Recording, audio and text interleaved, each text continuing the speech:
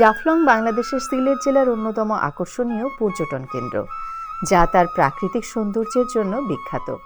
সিলেট শহর থেকে প্রায় ৬২ কিলোমিটার দূরে অবস্থিত এই স্থানটি খাসিয়া পাহাড়ের পাদদেশে অবস্থিত, যেখানে সবুজ চা বাগান, স্বচ্ছ নদীর পানি আর পাহাড়ের ঢাল বেয়ে নামা ঝর্ণাগুলো পর্যটকদের মুগ্ধ করে।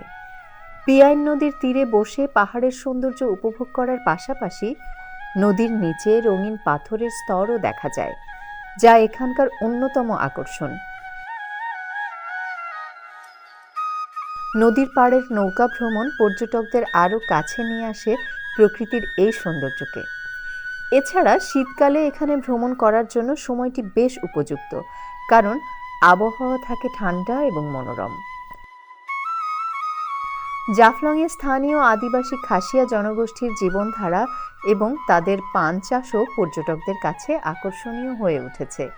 এই মিলন মেলা ও প্রাকৃতিক সৌন্দর্যের জন্য জাফলং বাংলাদেশের অন্যতম পর্যটন গন্তব্য হিসেবে পরিচিতি লাভ করেছে।